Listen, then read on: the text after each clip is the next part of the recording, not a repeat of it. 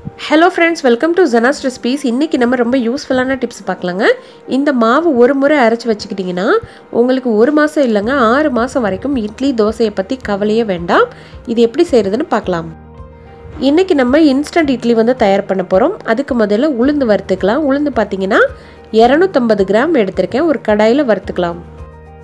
ரொம்ப செவக்க வறுக்க வேணாம். இது வந்து கெட்டு போகாம இருக்க தான் வறுக்குறோம். அதுக்கு அப்புறம் 100 கிராம் அவல், வெள்ளை அவல் யூஸ் பண்ணுங்க. அவல் சேர்த்தீங்கன்னு சொன்னா ரொம்ப இட்லி சாஃப்ட்டா வரும். அதுக்கு அப்புறம் 1 டேபிள் ஸ்பூன் வந்து வெந்தயம். எல்லாத்தையும் சிம்ல வறுத்தாச்சு. இப்போ வந்து ஆற வச்சிட்டு இத வந்து மிக்ஸி ஜார்ல போட்டு அரைச்சுக்கலாம். நல்லா ஆற வச்சதுக்கு அப்புறமே நீங்க அரைச்சுக்கோங்க. 250 கிராம் உளுந்து எடுத்தீங்கன்னா 100 கிராம் வந்து அவல் சேர்க்கணும். ஒரே 1 டேபிள் ஸ்பூன் வெந்தயம் சேர்க்கணும்.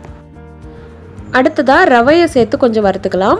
ரவை பார்த்தீங்கன்னா எவ்வளோ எடுக்கணும்னா 1 கப் வந்து உளுந்து, அதாவது 250 கிராம் எடுத்தீங்கன்னா அதில் வந்து டபுள் த அமௌண்ட் எடுத்துக்கோங்க. 500 கிராம், அரை கிலோ ரவை எடுத்து வச்சுக்கோங்க. ரவையை நல்லா வறுத்துக்கலாம். ரொம்ப வறுக்க வேண்டாங்க. ஒரு 2 நிமிஷம் வந்து சிம்லே வச்சு வறுத்து எடுத்துடலாம். இப்போது ரவை வந்து வறுப்பட்டுருச்சு பாருங்க. இந்த அளவுக்கு போதும். மிக்சியில் அரைச்ச உளுந்தை வந்து இப்போ சலிச்சு எடுத்துடலாம். முடிஞ்ச அளவுக்கு நீங்கள் ரொம்ப நைஸாக தாங்க அரைக்கணும். அரைச்சிட்டு அதை வந்து நல்லா சலிச்சு வச்சுக்கோங்க. அந்த மீதி இருக்கக்கூடிய எக்ஸ்ட்ரா கப்பி இருந்துச்சுன்னா அதையும் அரைச்சி சேருங்க. முடிஞ்ச அளவுக்கு நல்லா சலிச்சு வச்சுக்கோங்க. இப்போ பார்த்தீங்கன்னா நல்லா வந்து பியூரான பவுடராக ஆயிடுச்சு. இந்த மாதிரி நல்லா நைஸாக இருக்கணும். இப்போது நம்ம வறுத்து வச்சுருக்க ரவையை வந்து நல்லா ஆற வச்சாச்சு. இப்போ நம்ம வந்து சலிச்சு வச்சுருக்க மாவை வந்து அதில் வந்து சேர்த்துக்கலாம். சலிச்சு வச்சுருக்க மாவையும் அந்த ரவையும் சேர்த்து நல்லா வந்து மிக்ஸ் பண்ணிக்கலாம். இந்த ரெடிமேட் மிக்ஸுக்கு தேவையான உப்பு வந்து இப்போவே போட்டுக்கலாம். அல்லது உங்களுக்கு இப்போவே வேண்டாம் அடிக்கடி நாங்கள் போட்டுக்குவோம் அப்படின்னாலும் பரவாயில்ல, ஒன்றும் பிரச்சனை கிடையாது. ஆனால் நல்லா வந்து அந்த உளுந்து ரவை எல்லாத்தையும் நல்லா மிக்ஸ் பண்ணிக்கிட்டே இருங்க.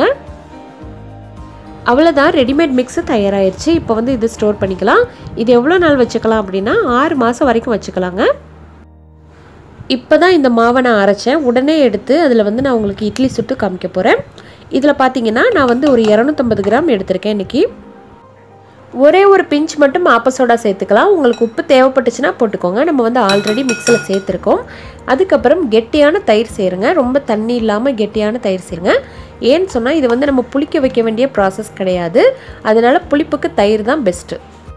ஒரு இட்லி மாவு பதத்துக்கு இதை வந்து மிக்ஸ் பண்ணிக்கணும். தண்ணி வந்து தேவைப்படும் போது தாராளமாக சேர்த்துக்கோங்க. ஏன்னு சொன்னால் ரவை வந்து தண்ணியை நல்லா எரிஞ்சிரும். இந்த அளவுக்கு திக்னஸாக தண்ணி ஊற்றிக்கோங்க. ரொம்ப தண்ணியாட்டம் இருக்க வேண்டாம். இப்போது ரொம்ப இன்ஸ்டண்ட்டாக இட்லி சுட போகிறோம். ரொம்ப ஆர்வமாக இருக்கு இல்லையா பார்க்குறதுக்கு. இட்லி பாத்திரத்தில் தண்ணி கொதிச்சிருச்சு. இப்போ வந்து இட்லி ஊற்ற ஆரம்பிச்சிடலாம். இந்த இட்லி பார்த்தீங்கன்னா நார்மல் இட்லி மாதிரியே தாங்க இருக்கும். இது கூட சட்னி, சாம்பார், இன்னும் மட்டன் குழம்பு, சிக்கன் குழம்பு எது கூட வேணாலும் வச்சு சாப்பிடலாம்.